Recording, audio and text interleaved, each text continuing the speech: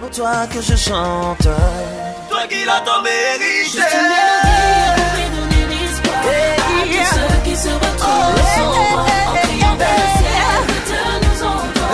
Les soignants sont tous unis sur ce rythme, lève-nous, sur ce rythme, lève-nous.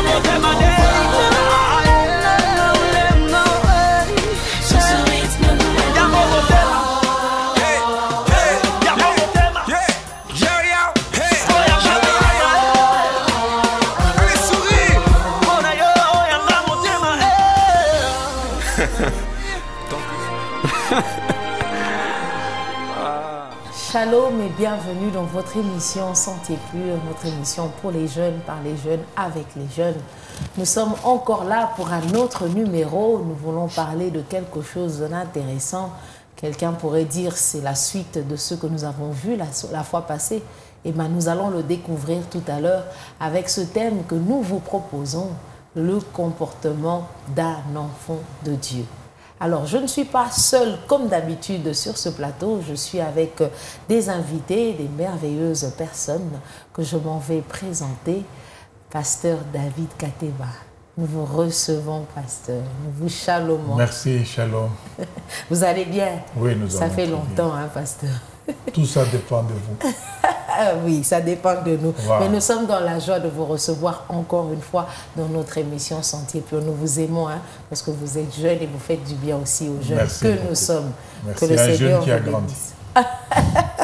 Exactement. Alors le pasteur David n'est pas seul. Il est avec la sœur Patience qui n'est pas présentée. La sœur Patience Talaja qui je dis shalom. Shalom, sœur Pamela. Vous allez bien? Très bien. Nous sommes dans la joie aussi de vous recevoir et nous disons merci aussi à vous pour votre disponibilité et merci aussi d'accepter d'être là afin de tourner notre émission. Alors, comme je le disais, nous parlons du comportement d'un enfant de Dieu. La fois passée, nous avons parlé du caractère et aujourd'hui, nous parlons du comportement. Avant que nous ne puissions entrer dans le vif du sujet, je vais demander à la réalisation coordonnée par le frère Ray et assisté par le frère Benjamin Mouela de nous balancer notre pause musicale et nous revenons tout de suite après.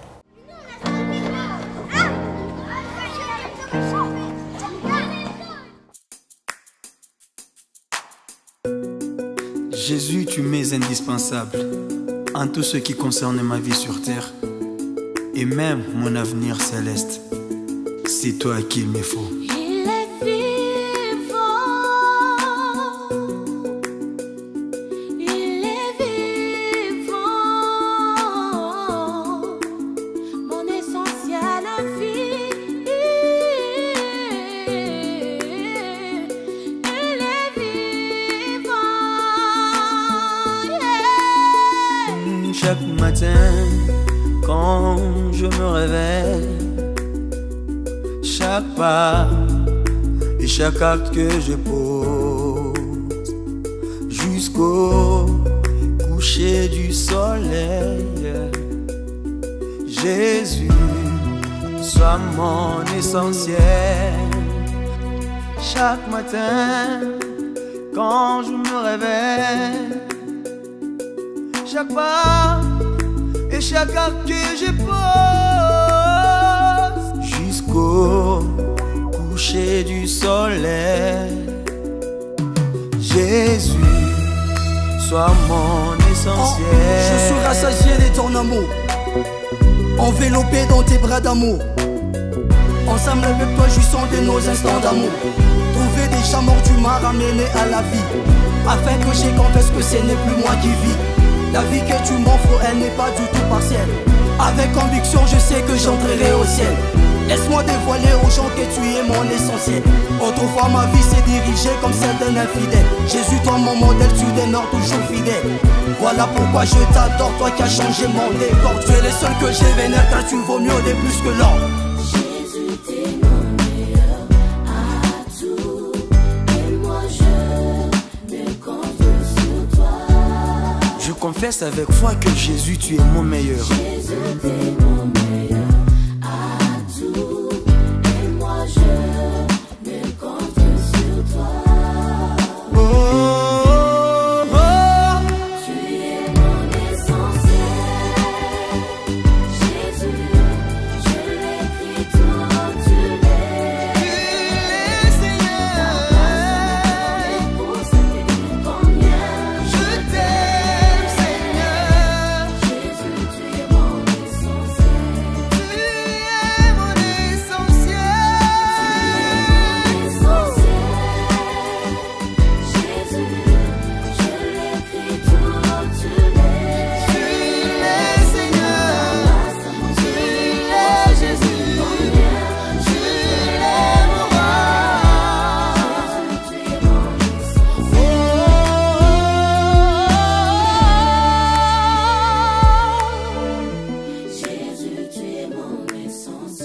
dépit de mes multiples fautes, Seigneur, toi tu m'aimes. Jésus, tu es mon essentiel. Au dépend de moi, je reconnais que je m'être suprême.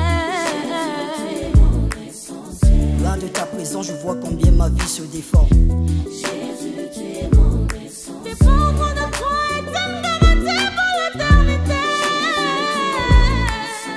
T'avoir comme ami, mon âme et vie en sûreté. Jésus, tu es mon.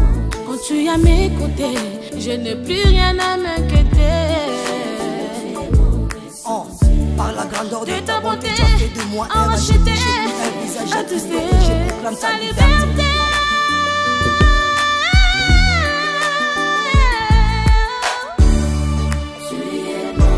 Ton nom est la meilleure des armes que je ne puisse avoir. Ma meilleure cartouche à utiliser dans n'importe quelle situation. Jésus, il est mieux de t'avoir pour père et ami. Et oui, Jésus, mon essentiel. Il est notre essentiel. Que Dieu bénisse le frère Ignace Tuité qui nous a proposé ce merveilleux cantique Jésus, mon essentiel. Il est notre essentiel, hein, pasteur? Tout à fait. Sans lui, c'est la priorité des priorités. Voilà, même pas la priorité, plus la raison d'être. Ah, Au-delà de cette priorité, vous retrouvez encore Jésus dans le quotidien, dans le travail, dans tout. C'est la raison de vivre. alléluia, c'est la raison de vivre. Alors, nous voulons entrer dans le vif du sujet. Je vais poser la première question au pasteur. Qu'entendez-vous par le comportement qui caractérise un enfant de Dieu? Pour vous, qu'est-ce que c'est?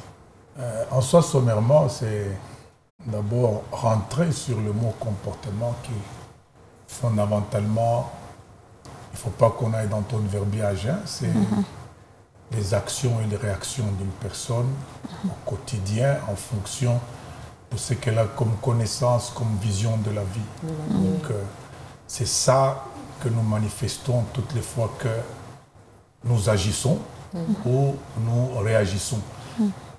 Notre être s'exprime dans cela. C'est en gros cela le comportement. Maintenant, s'il faut appliquer cela à un enfant de Dieu, il faut établir la différence entre celui qui n'est pas enfant de Dieu et celui qui l'est. On devient enfant de Dieu par la nouvelle naissance. On n'est pas enfant de Dieu parce qu'on n'est pas né de nouveau. Maintenant, celui qui est né de nouveau, qui devient enfant de Dieu, il y a un comportement qui est appelé à manifester en rapport avec celui qui l'a engendré, qui est Dieu.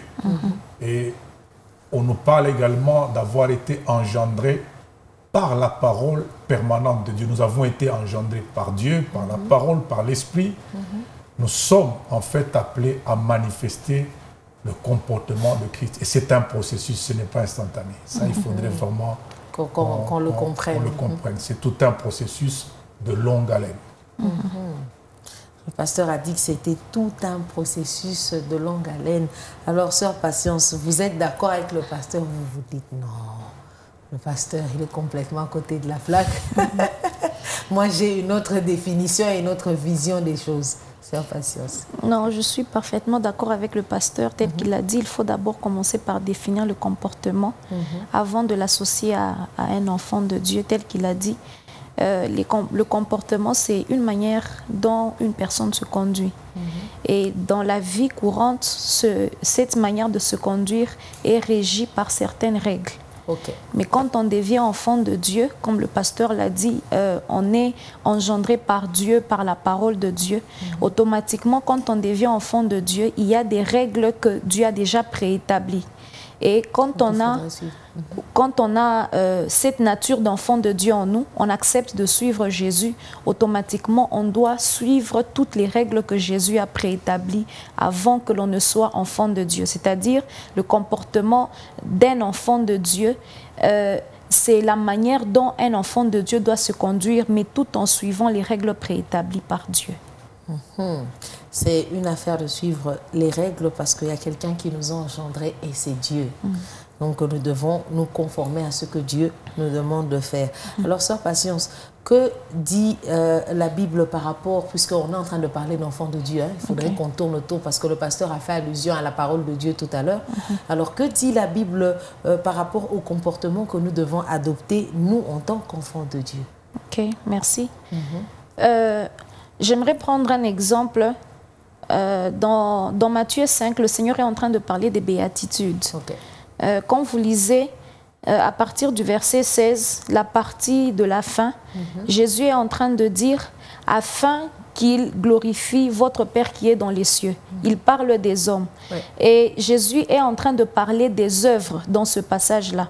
Les œuvres-là peuvent être traduites comme étant la manière dont vous devrez vous conduire, que les hommes de l'extérieur voient comment vous vous conduisez en tant qu'enfant de Dieu, afin qu'il glorifie votre Père qui est dans les cieux. Et quand vous lisez un peu plus loin, Jésus est en train de dire « n'avez-vous pas appris qu'il a été dit ?» Je prends un exemple où il dit tu ne convoiteras pas la femme de ton prochain. Mais Jésus dit, quand tu regardes simplement avec l'intention, dans ton cœur, tu l'as déjà fait. Jésus est venu simplement, lui-même il dit, je ne suis pas venu abolir la loi, mais il est venu simplement l'accomplir, vous voyez. Et en tant qu'enfant de Dieu, sans la lumière de la parole de Dieu, il est impossible d'avoir un bon comportement.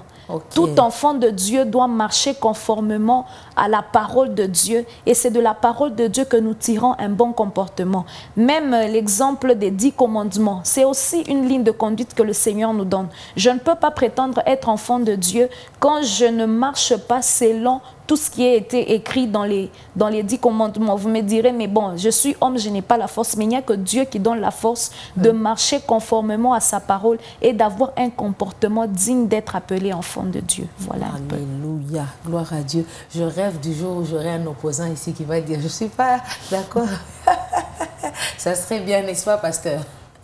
Non, attention, il ne faut pas politiser le sacerdoce. Non, ce n'est pas politiser. Nous avons un adversaire, le diable. Et si nous sommes l'Église, l'Église doit travailler à l'unité de l'enseignement. Merci, pasteur. Il n'y a qu'un seul enseignement, alors s'il faudrait qu'on ait un contestataire, ça signifie que ça devient compliqué. Voilà, heureusement. Sortir du contexte. De la ligne en question. Parce que la parole de Dieu est une. L'enseignement est un. Et indivisible. Gloire à Dieu. Comme je le dis toujours, on a des émissions où on est équilibré et la parole de Dieu est complémentaire. Donc, on va toujours avancer dans la complémentarité pour que Dieu soit glorifié. Alors, nous sommes toujours avec vous, pasteur. La sœur Patience nous a parlé que c'est la parole de Dieu qui régit le comportement. Donc, il faut avoir la parole de Dieu. Alors, est-ce que vous pensez aussi que la Bible dit quelque chose par rapport au comportement d'un enfant de Dieu? Mais Patience vient d'en parler. Elle a donné ce texte phare. Les béatitudes. Qu'il voie vos œuvres et qu'il glorifie votre Père qui est dans les cieux.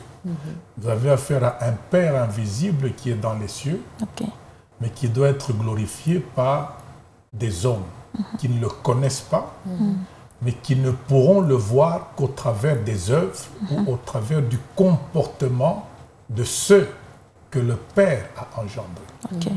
En fait, le comportement, c'est un peu la visibilité de Dieu dans le monde, le comportement de l'enfant de Dieu. C'est ça qui ouvre, qui permet à Dieu de se présenter au monde qui ne le connaît pas, et ce monde sera signalé qu'il y a au-dedans de ceux qui sont enfants de Dieu une nature, une façon de vivre, une façon d'agir et de réagir que nous sommes appelés à adopter. Si nous ne l'adoptons pas, nous allons continuer à nous enfoncer. Ah, gloire à Dieu. Donc, si nous n'adoptons pas ce que la parole de Dieu nous dit, notre comportement risque d'être une catastrophe. C'est ça que, en fait, il faut arriver à se comporter de manière divine, comme Christ, et amener le monde à se rendre à l'évidence que nous agissons et nous réagissons pas comme il le faut. Regardez un jeune homme riche. qui rencontre Jésus qui est aussi jeune. Le jeune homme est riche. Mais sur le plan du comportement, sur le plan du Social. vécu quotidien, sur le plan de l'influence, de la manière d'agir, de réagir et de faire, il se rend compte qu'il lui manque quelque chose. Et il va vers Jésus pour quelque part lui dire, j'ai de l'argent, j'ai les moyens, mais en rapport avec les exigences de la vie de l'homme sur la terre, je suis en train de me noyer. Qu'est-ce que je dois faire? En fait, l'enfant de Dieu, au travers de son comportement, il doit pousser, il doit convaincre celui qui ne l'est pas à le devenir. À se poser la question, mais qu'est-ce que tu as fait pour que tu deviennes ce que tu es? Je voudrais le faire. C'est la même chose que l'on pose comme question à Pierre le jour où il donne la première prédication. Les gens posent la question, que devons-nous faire? Alors, pasteur, avec ça, vous m'emmenez à ma troisième question, c'est celle de savoir, parce que vous avez parlé du jeune riche, gloire à Dieu, qui avait ce comportement et qui s'est posé des questions parce qu'il vivait en société, il se demandait, il y a quelque chose que je dois faire. Alors, ma question est de savoir comment est-ce qu'un jeune chrétien peut-il avoir un comportement qui se concentre sur les besoins des autres, les intérêts des autres? Je m'explique.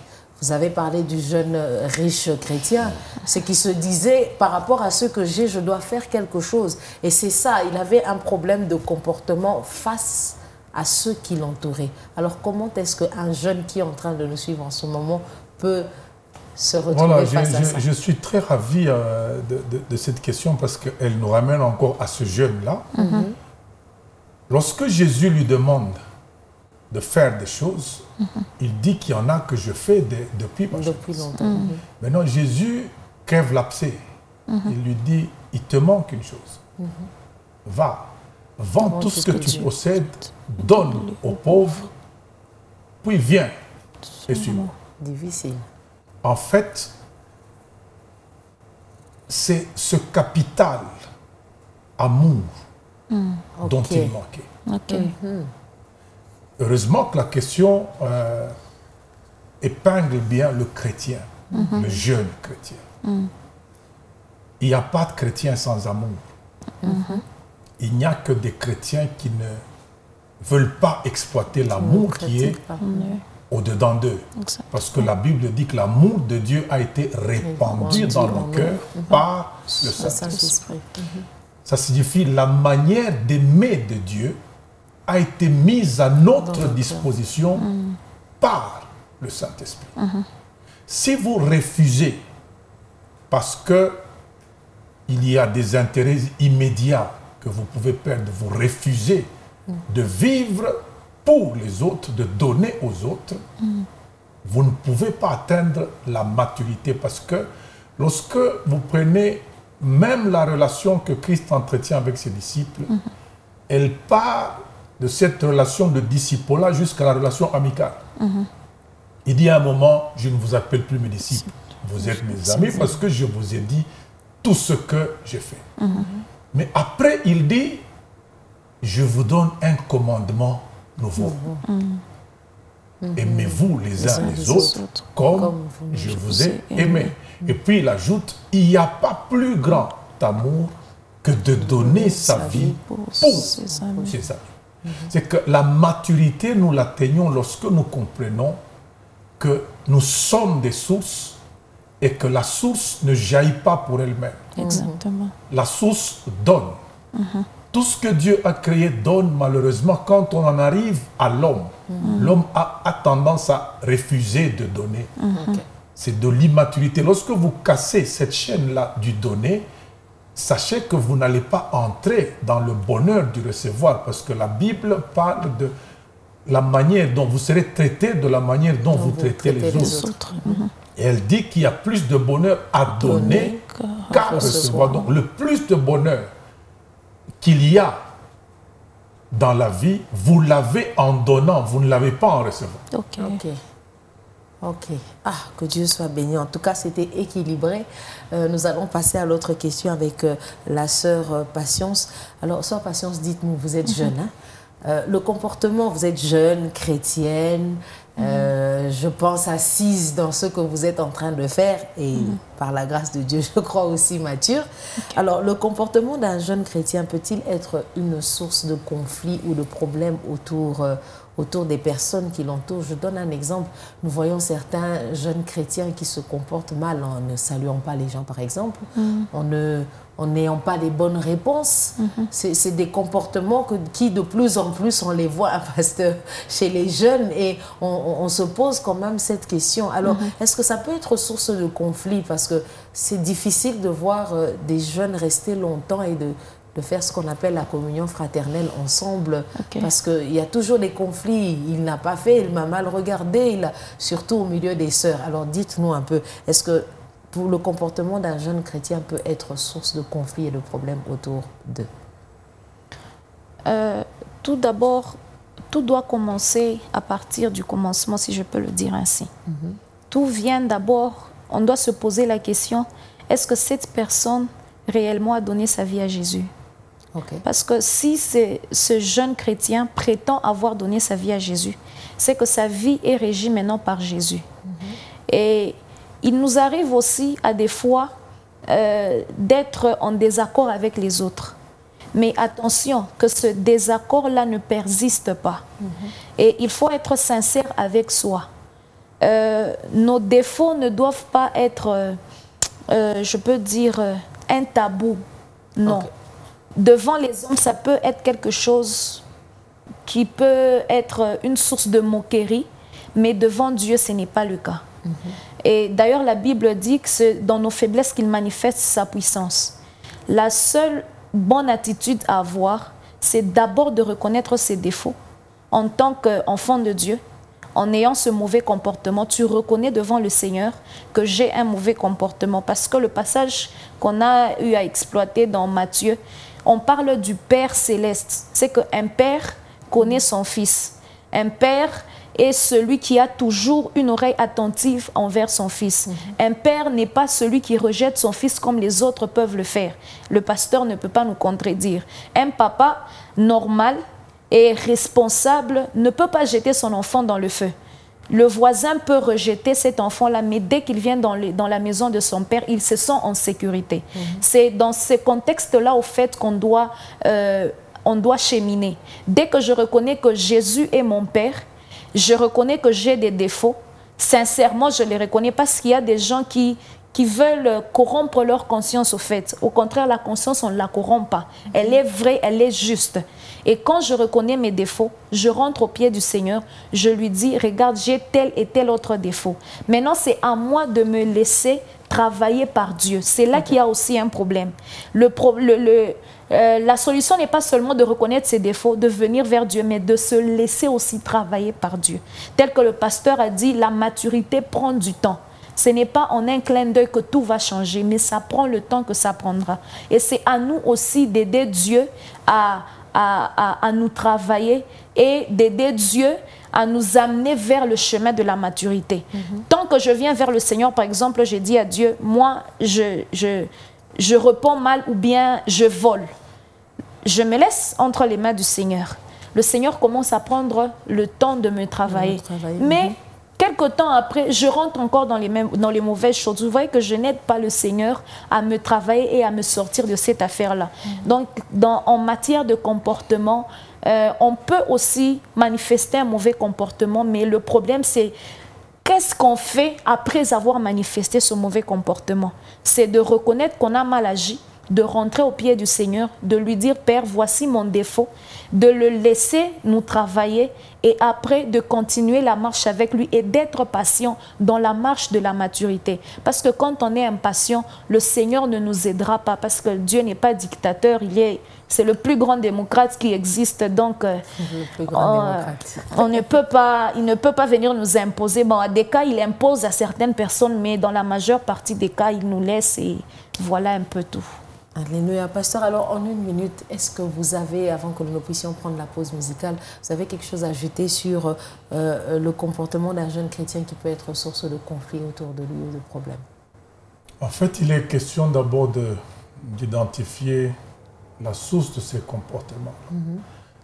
il y a certaines choses qui sont normales, mais qui ne doivent pas continuer à perdurer dans la vie d'un enfant. Nous partons en fait de l'immaturité vers la maturité. Alors, entre l'immaturité et la maturité, il faut savoir qu'il y a des crises, des relèvements. Tout enfant de Dieu qui naît de nouveau ne devient pas spirituel après sa naissance. On passe toujours par une étape charnelle, mais ce n'est qu'une étape. Et encore faudrait-il que cet enfant de Dieu travaille, comme la sœur Patience vient de le dire, travaille à aller rapidement, qu'il permette à Dieu d'aller rapidement vers sa maturité. Ça ne se fera pas par un son de trompette. C'est à chaque enfant de Dieu de mettre fin à l'enfance. Paul dit, lorsque j'étais enfant, je parlais comme un enfant et tout ça. Et quand j'ai grandi, c'est lui qui dit. Il dit, j'ai arrêté. J'ai mis fin. Donc ce n'est pas Dieu qui viendra mettre fin. C'est à chacun de nous. Notre responsabilité. En rapport, vous ne pouvez pas être, à moins que vous soyez aveugle. Lorsque vous êtes devant un miroir, vous avez vu quel est votre état et vous savez qu'est-ce que vous devez arranger. C'est pour ça qu'il n'est pas normal que certains comportements perdurent. Parce que la parole est comme un miroir. Lorsque vous avez vu votre état, vous avez la responsabilité de vous arranger en rapport avec ce que vous avez vu. Mais cela demande les 4 niveaux de persévérance que Actes chapitre 2 nous donne. Il persévérait dans l'enseignement des apôtres, dans la communion fraternelle, dans la fraction des pains et dans les prières. Il faut persévérer. Ça ne viendra pas par miracle. Du coup. Ça ne vient pas automatiquement. La persévérance, c'est une action qui part de l'homme et qui amène l'homme à braver tout ce qu'il y a comme obstacle pour atteindre un objectif. Le caractère peut changer, mais il faut être persévérant. Nous bénissons le Seigneur. Merci beaucoup, pasteur. Merci, sœur Patience, pour cet équilibre. Alors, nous allons continuer tout à l'heure. Je vais demander encore une fois à la réalisation de nous proposer notre pause musicale. Cette fois-ci, c'est Kembo avec le frère Jonathan. Et nous revenons tout de suite après.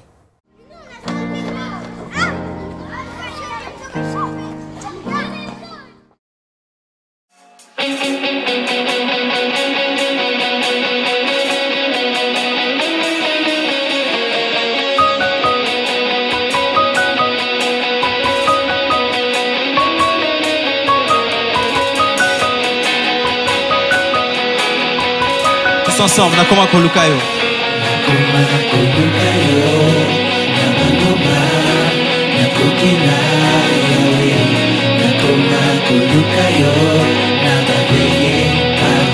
Azalina mituna.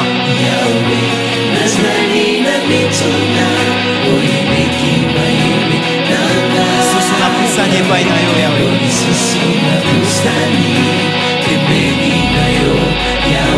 Car nous savons, Bonaémi,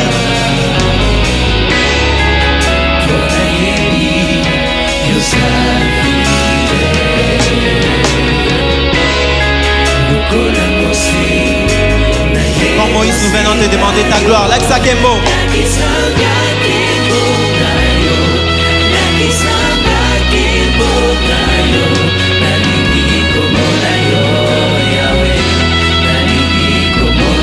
Les écluses de cieux.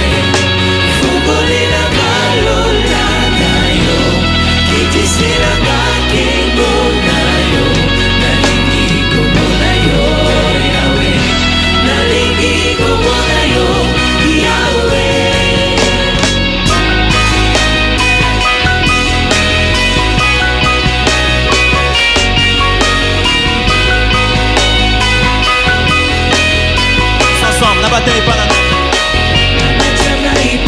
Nakimile pa na nani? Sungi.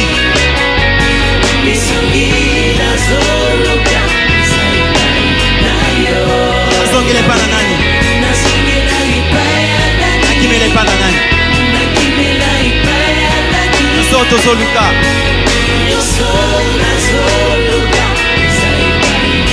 Une fois, nakimile pa na nani?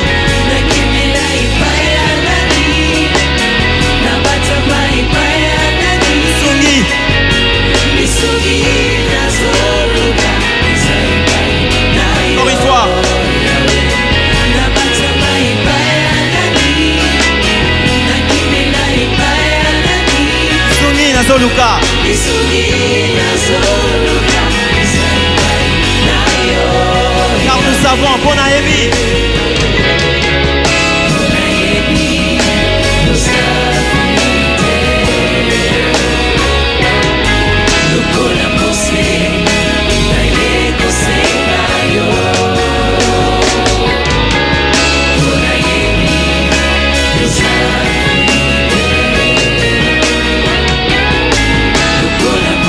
Encore une fois, bon aébi.